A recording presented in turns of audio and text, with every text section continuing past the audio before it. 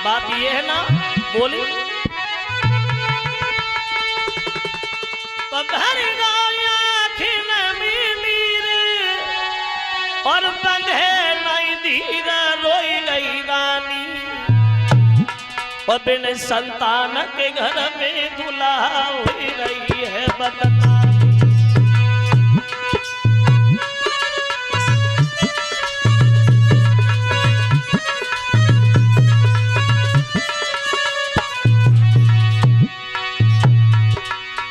बोली महाराज कहा करी कि जाई कि नहीं सुनाई मन की कहानी दिल की कहानी।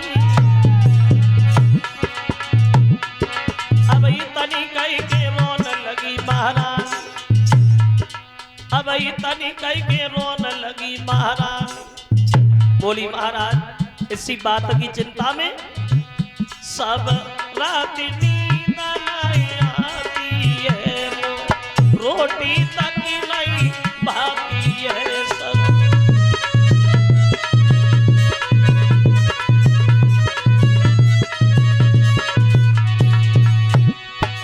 मेरी बात तलक नहीं आती है और रानी घर भी आती है।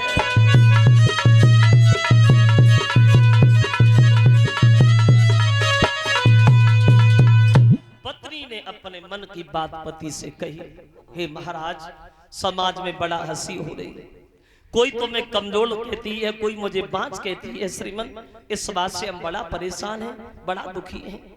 तो उत्तानपाद अपनी पत्नी से एक बात बोले, सुनो पागल हो, घर में लड़का देना और न देना और देने के बाद में भी छीन लेना ये हमारे तुम्हारे हाथ की बात थोड़ी है, तो सिर्फ भगवान के हाथ की बात। लड़का देना और न देना और देने के बाद में भी ले लेना ये हमारे तुम्हारे हाथ की बात नहीं है, ये तो सब भगवान के हाथ की बात। और ये चिंता करना बिना मतलब में आंसू आना ये किसी समस्या का समाधान नहीं है, क्योंकि चिंता करने से आदमी का दुख नहीं कम होता बल्कि आदमी की उम्र कम होती। जो लोग ज्यादा चिंता करते हैं वो अंदर ही अंदर घुट घुट के मर जाते हैं, क्योंकि चिंता और चिता में ज्यादा अंतर है ही नहीं, सिर्फ एक बिंदु का फर्क है, चिंता और चिता एक ही बिंदु का फर्क है। ये चिंता जिंदा आदमी को खाती है और मुर्दा को चिता जलाती है, मौत नष्ट दोनों ही करते हैं, इसलिए चिंता करने से कुछ नहीं होगा। महारानी मेरी बात मानो, अब ये तो सब भगवान की कृपा है, लड़का देना न देना और देने के बाद भी ले लेना। और कहते हैं कि कोई चिंता दिल में सताए तो भजन करो। ये दुख कब कब होता है? बोले दुख कब कब होता है जब तुम भगवान का भजन करो। बोले कोई चिंता दिल में सताए तो भजन करो।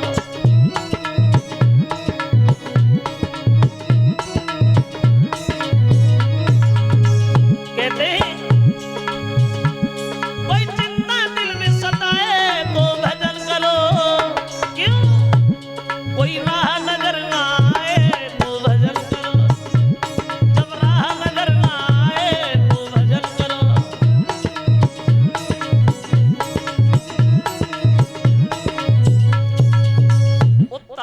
ने अपनी पत्नी से कहा, इसलिए चिंता नहीं करते हैं महारानी, चिंता करोगी तो मर जाओगी। तो पत्नी ने एक बात और कही है श्रीमन, अगर बुरा ना मानो तो एक बात कहूं क्या, एक काम करो ना, आप अपनी दूसरी शादी कर लो, और जब आप दूसरी शादी करोगे मेरी सोते घर में आएगी, हो सकता है उसके कुछ हो जाए तो ये बांझपन का कलंक तो मिट ही जाएगा। महाराज आप अपनी दूसरी शादी कर लो। जो उत्तानपाद ने सुना दूसरी शादी, खूब ताली मार के हंसे, हाँ अब समझ में आया कि घर बिगाड़ने का तरीका बहुत अच्छी तरह से ढूंढ लिया तुमने। क्या कह रही हो, बुद्धि खराब है? अरे दुनिया भर की हर औरत ये कहती है कि हमें मौत मंजूर है लेकिन सौत मंजूर नहीं है, और तुम मुझसे ये कह रही हो कि हम शादी कर ले? पागल हो? अगर मैंने विवाह किया तो घर की आबादी तो हो जाएगी लेकिन तुम्हारे जीवन की बर्बादी निश्चित है। क्यों? क्योंकि लोगों के घरों में देखना, जिन लोगों के घरों में दो औरतें मांगे रोटी नहीं मिलती है, ऊपर से हंसते रहते लेकिन अंदर से बहुत दुखी होते हैं। बोले अगर हमने विवाह किया तो तुम्हारे जीवन में रोने के अलावा, कष्ट के अलावा कुछ नहीं मिलेगा महारानी। इसलिए लोग कहते कि मौत गलत है, हम मानते मौत गलत है, लेकिन ये मौत सौत से ज्यादा गलत नहीं है। क्योंकि मौत का काम है जीवन में एक बार आना और सारी बीमारी अपने साथ ही ले जाना, और इस सौत का काम है कदम कदम पे कष्ट देना, कदम कदम पे दुख देना। और उत्तान पाद समझाने लगे अपनी पत्नी को और कहते सुनो, शादी अगर मैंने की तो हमें नहीं पता कि है मौत बुरी लेकिन अच्छी, और जो एक कई बार तो आती है।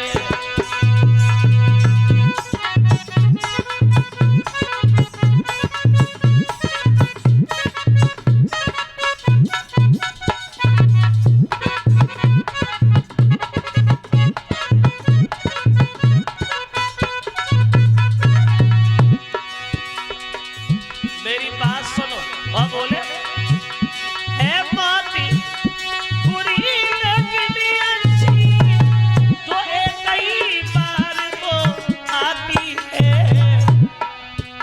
पर सौती मोती से बहुत बुरी, जो छाती दिन रात जलाती है।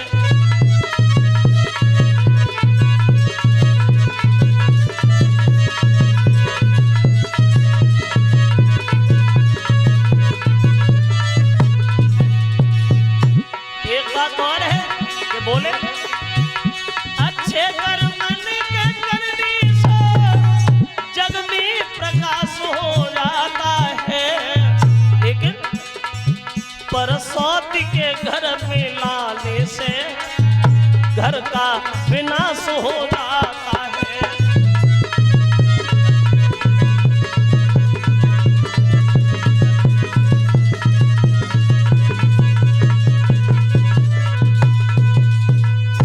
अपनी पत्नी को समझाने लगी महारानी, इसलिए जिद ठान के किया होगा काम, उसका परिणाम कभी अच्छा नहीं होता, हमेशा गलत होता है। तो पत्नी ने एक बात और कही है, महाराज सुनो, अगर आप विवाह करोगे और मेरी सौतें जब घर में आएगी, हमसे थोड़ी नाराज रहेगी, अलग रहेगी, तो एक पुत्र की खातिर मैं ये भी तो उठा लूंगी। श्रीमन आप अपना विवाह जरूर करो। देखिए समझाने की कोशिश तो बहुत की महाराज ने, लेकिन नहीं मानी, तो अंत में मजबूरी में आकर के उत्तान पाद को दूसरा विवाह करना ही पड़ा। हो गई शादी दूसरी। पहली जो घर में पत्नी है उसका नाम है सुनीत। सुनीत सुमाने अच्छे और नीते माने विचार अच्छे, स्वभाव वाली, अच्छी आदत वाली। और जब दूसरी शादी भाई, दूसरी पत्नी घर में आई, उसका नाम था स्वरुच। स्वरुच स्वमाने अपनी और रुच माने इच्छा, अपनी इच्छा से चलने वाली, किसी की बात ना सुनने वाली। जब दूसरी घर वाली आई घर में, उत्तान पादनी अरे फिर नहीं भमरी आडारी, अब सुंदर सी रनिया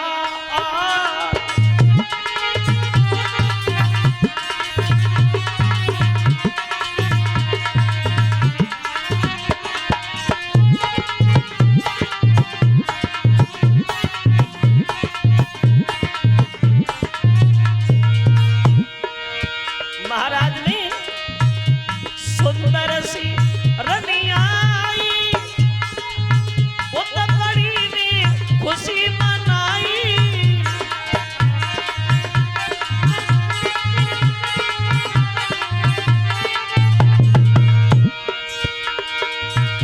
सुंदर सी दुल्हन आई, वो तो बड़ी ने खुशी मनाई।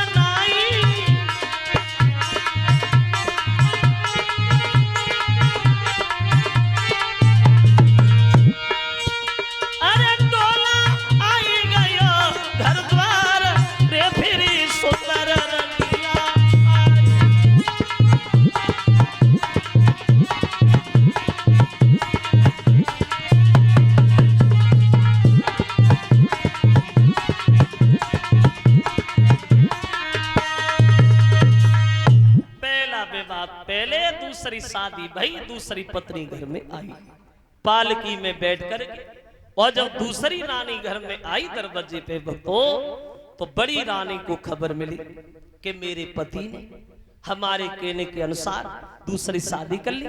बहुत खुश हुई और दासी को इशारा दिया है, दासी एक काम करो, जल्दी दरवाजे पे जाओ और हमारी छोटी बहन को बुला करके हमारे घर में लाओ। उससे जाके ये जरूर कहना कि तुम्हारी बड़ी बहन ने तुम्हें घर में बुलाया है, तुम्हारी बड़ी बहन तुम्हें घर में इंतजार कर रही है, जाओ जल्दी जाओ।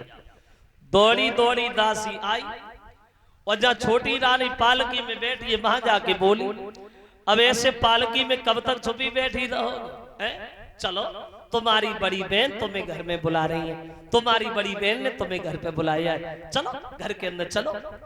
छोटी ने सुना कि बड़ी बहन, दासी से बोली, इधर आ दासी, मेरी बहन वो इस घर में पागल है, अरे हम यहाँ कभी आए नहीं, पहली बार आए और तू हमारी बहन बता रही, मेरी बहन किधर से आ गई, कौन बहन, मेरी कोई बहन भी नहीं है। दासी बोली, आपको पता नहीं है महाराज की जो पहले वाली पत्नी है ना, उन्होंने तुम्हें बुलाया। जो पहले वाली का नाम सुना ऐसे मानो कि जैसे से कोई सांप सूंघ गया हो। दासी से बोली तो सीधी ये क्यों नहीं कहती घर में सोते हैं? अरे बुला मेरे पति को, हमारे लाने से पहले घर में नागन को पर रखा है, वो हमें ले आए।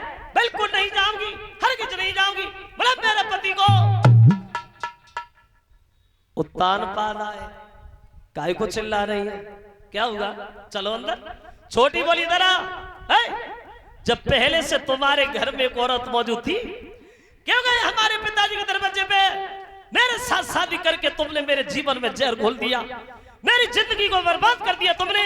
बिल्कुल नहीं जाऊंगी महाराज, हरगिज नहीं जाऊंगी। अब बोली,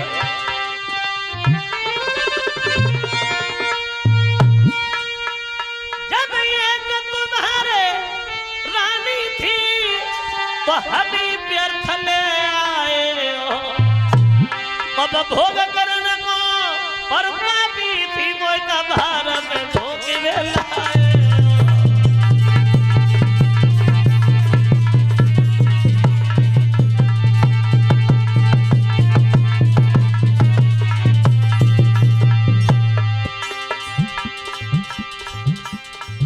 नहीं जाऊंगी, मर जाऊंगी, लेकिन घर के अंदर नहीं जाऊंगी। महाराज सुनो,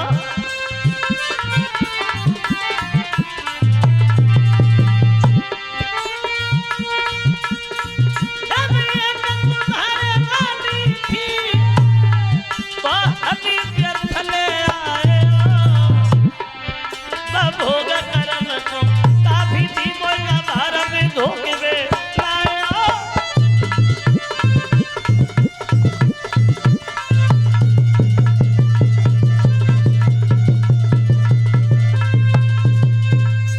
बिल्कुल नहीं जाऊंगी और तब तक नहीं जाऊंगी जब तक वो साथ मेरी इस घर में रहेगी। महाराज ऐसे घर में जाना हरगिज़ पसंद नहीं करती जिस घर में मेरी साथ है।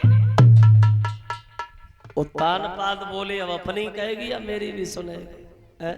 सुनो, जिसे तुम सौत कह रही हो ना, सच तो ये है उसी ने हमारी शादी कराई है।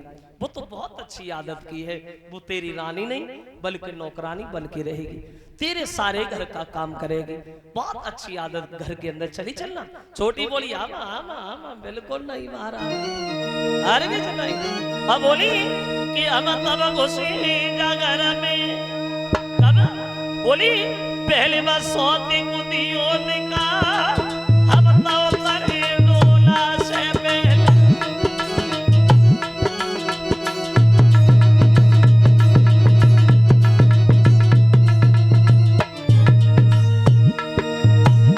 ए महाराज, आपको एक बात नहीं पता, काहे की तो बोली, अरे सौती छूना की बुरी जहर की छुरी मान जा सैया, मैं दो कर जोड़ूंगा हाथ पड़ूं तेरे पैया, अब करेंगे शादी मेरे संग बनारे वाला, हम तो तारी डोला से पहले।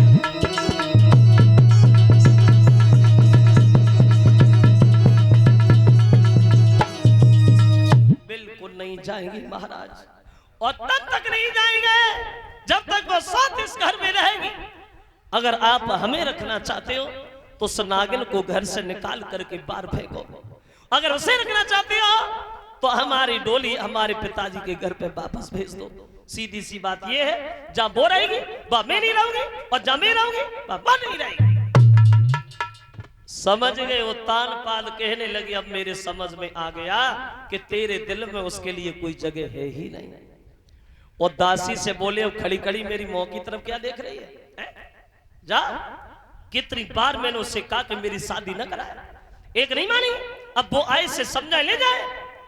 बड़ी को ये खबर जिस समय मिली है कि पति ने शादी तो कर ली, लेकिन वो आने से इनकार कर रही है, भाग करके दरवाजे पे पहुंच गई और दोनों हाथ जोड़ के खड़ी हो गई। और छोटी रानी से बोली, बहन हमने अपने पति की शादी इसलिए थोड़ी कराई थी घर में कले हो कलेश हो, हमने तो शादी इसलिए कराई थी घर में सुख शांति आए।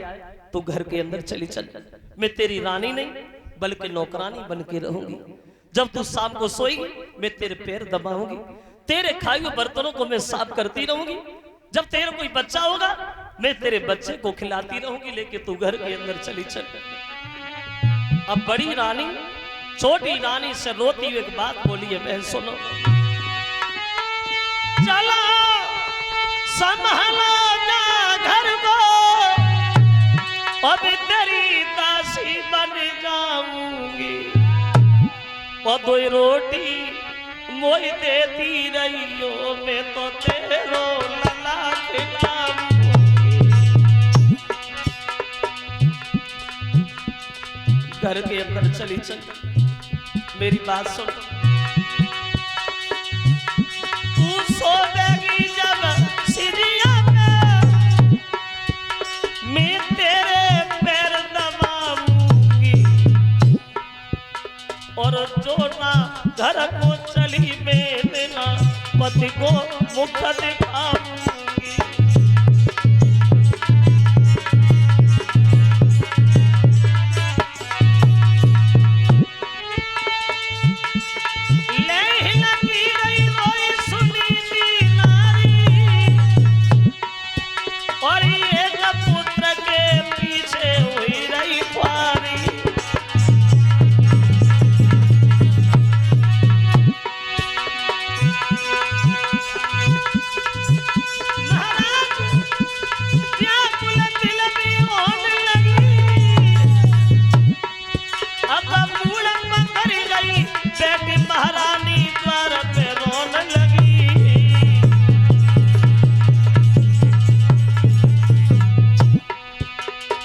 छोटी रानी पत्थर भाई कले जो नाई पिघलो है, छोटी रानी पत्थर भाई कले जो नाई पिघलो है।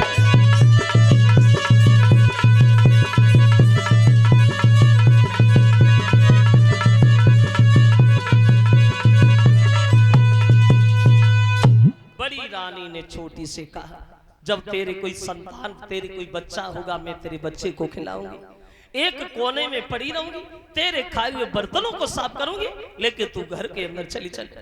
जो छोटी ने सुना कि मेरे बच्चे को खिलाए, मेरे बच्चे को, वो तान पास से बोली, देखा तुमने महाराज ये क्या कह रही है, मेरे बच्चे को खिलाएगी है।